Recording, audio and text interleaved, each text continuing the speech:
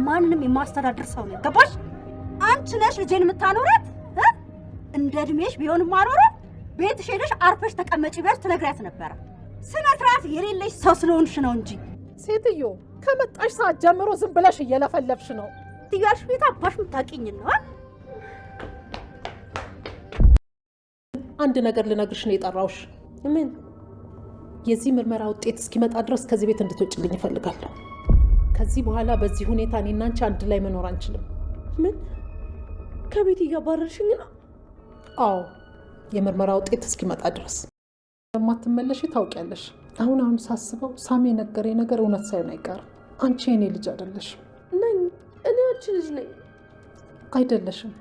ልጄማ ብትሆኚ እንደዚህ አታረጊም ነበር። በኋላ እውነቱን ስታውቂ ትሄጃለሽ። ከዚህ በኋላ እኔና አንቺ አንድ ላይ መቀጠል አንችልም።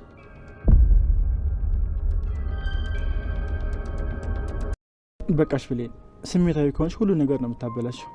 ያን ሁሉ የነገርኩሽ እኮ እንደዚህ እንዳትሆኝ ነው። ሳሚ፣ ዋጋቸው ማግኘት አለባቸው። ላደረጓት ለእያንዳንዷ ነገር ዋጋቸውን ነው የሚያገኙት።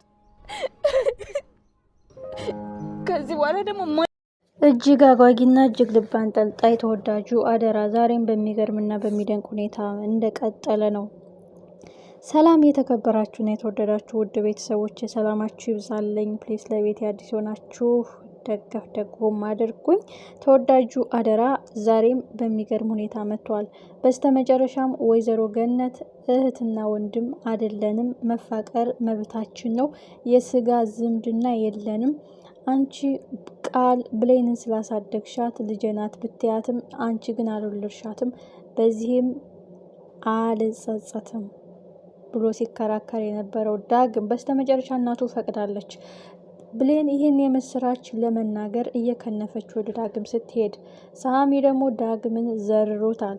ለፍቅሬ ስል ታግሻለሁ፣ በጥፊ ስትመታኝ አንገቴን ደፍቼ ዝም ያልኩ ፈሪ መስዬህ እንዳይመስልህ፣ ፍቅሬን ላለማጣት በብሌን ፊት መጥፎ ላለመሆን የበፊት ክፋቴን ለመታው ያለው ሳሚ ወደ ባህሪው ተመልሷል። ወይዘሮ ሀረግ በስተመጨረሻም ቃልን ማንቁርቷን ይዛታለች።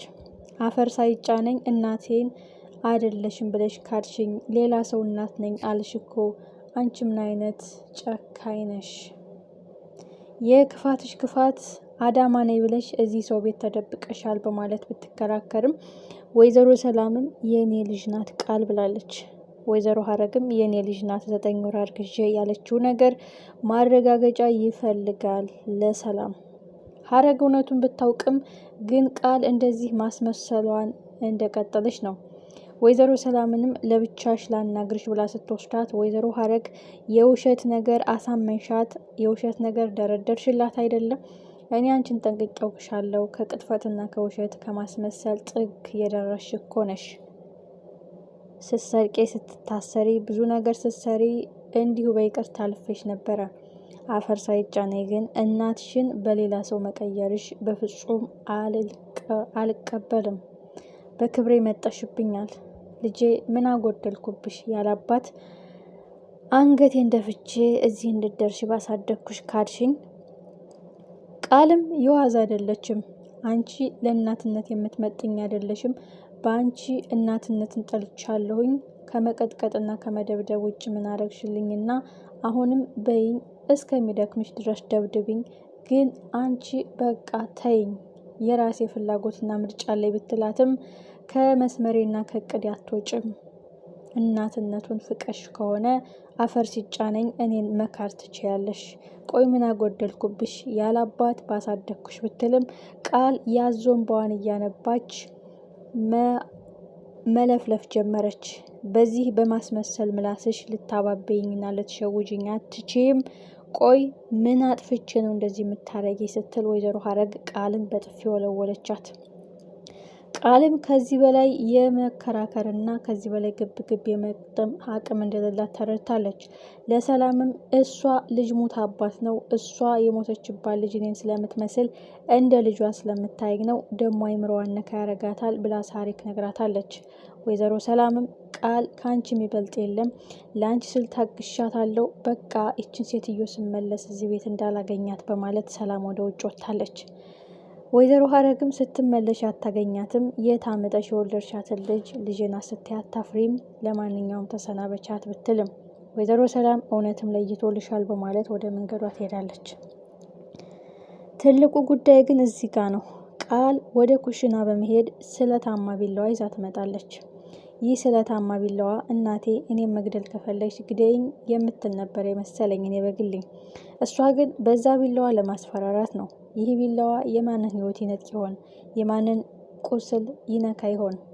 አንዳንድ ጊዜ ለጥቅም ሰው እስከ ጥግ ይራመዳል።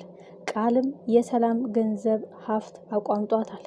በኃይሉ ጋር ውሻና ድመት ሁና ተናንቃ በኃይሉን ከፈነቀለች በኋላ አሁን ደግሞ እናቷ በመምጣቷ እሷንም ከመጉዳት ወደኋላ እንደማትል እያየን ነው።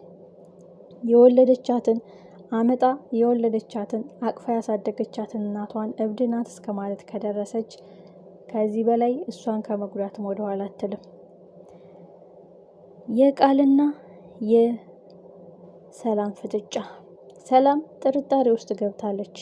ይቺ ሴትዮ ያለ ምክንያት እንደዚህ አትልም። በልበ ሙሉነት ነው እኮ ልጄ ናት የምትለው። ይህ ማለት በኃይሉ ያለው ዶክተሩ ያለው ሳሚ ያለው ነገር እውነት ነው።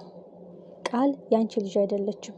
ግን እንዴት አሁን የተመረመረው ራሴ አስመርምሬ ያመጣሁት ዲኤንኤን እንዴት ልጄ ናት አለኝ? ይህ ነገር ወዴት እየሄደ ነው? ማን ጋ ነው ያለው ስህተቱ? ትላለች ወይዘሮ ሰላም።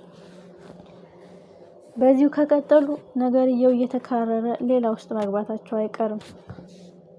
ሳሚሻም ፍቅርዬ የኔ ውድ ብሌንዬ የፊትሽ ፈገግታን እንዲመለስ እንባሽ እንዲታበስ ሳቅሽ እንዲመለስ ፈልጋለሁ። እናትሽ ሰላም ናት ብዬ ተነግርሽ ያየሁትን የልጅነት ቡረቃሽን ማየት ፈልጋለሁ። አውቃለሁ እንደማትወጂ ግን በተስፋ ጠብቅሻለሁ ብሎ በጉጉት ሰፍ ብሎ የሚጠብቀው ሳሚ ከዳግም ጋር በመመለሷ ሌላ ጣጣ ይዞበት መጥቷል።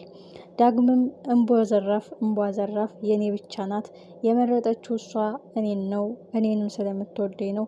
አንተ ደግሞ ብትወዳትም አትወዳትም፣ ብትፈልጋትም አትፈልግህም። ስለዚህ ከአጠገቧ ራቅ በማለት ተንኮስ አድርጎን ነበረ። ከብሌን ጋር ከተለያዩ በኋላም ብሌን ወደ ወይዘሮ ገነት ቤት ስትሄድ ሳሚና ዳግም ተገናኙ። ሳሚ እኔ ለብሌን ስል ለማፈቅራት ልጅ ስል አመሌን ክፋቴን እየታውኩኝ መልካም ሰው ለመሆን እየሞከርኩ ነው። ስትመታኝም አንገቴን የምደፋው ፈሪ መስዬህ እንዳይሆን። እኔ ፈሪ አይደለሁም። እኔ እኮ ሳሚ ነኝ። ጠንቅቀህ ታውቀኛለህ። አክብሬህና በብሌን የወረደ ሰው መሆን ስለማልፈልግ፣ መጥፎነቴን መመለስ ስለማልፈልግ፣ ልረሳው የምፈልገው መጥፎ ባህሪዎችን መተው ስለምፈልግ ነው ቢለውም ዳግም እንቧ ዘራፍ በማለት አሁንም በጥፊ መታው። ካልክማ በማለት አንዴ በካልቾ ሲዘርረው መሬት ላይ ተነጠፈ። እዛው ላይ በካልቾን ደጋግሞ አፍንጫውን አደማለት። ለፍቅሬ ስል የታውኩትን በአንተ እየተመለሰብኝ ነው። ዳግም ብዙ ጊዜ ተፈታትነኸኛል። ብሌን የኔ ካልሆነች ያንተ አትሆንም። እኔ ሳሚ ነኝ። ብሌን የኔ ብቻ ናት በማለት ደጋግሞ ቀጥቅጦት ትቶት ይሄዳል። እጅግ የሚያሳዝነው ነገር ብሌን ደግሞ እህትና ወንድም አደለንም እያላችሁ እኔን ስትከራከሩ ከረፈደም ቢሆን ሁሉም ነገር ገብቶኛል። እኔ የጠቀምኳችሁ ቢመስለኝም እየጎዳዋችሁና ለክብሬ የተጨነቅኩ ቢመስለኝም ክብሬን እያወረድኩ ነው የገባኝ። ስለዚህ ድል ባለሰርግ ድራችኋለሁ አንቺና ዳግምን በማለት ከፈቀደች በኋላ ብሌን እንደ ሕፃን ልጅ እየቦረቀች ወደ ዳግም ስትሮጥ ሄዳለች። ምን እንደፈጠር ይመስላችኋል?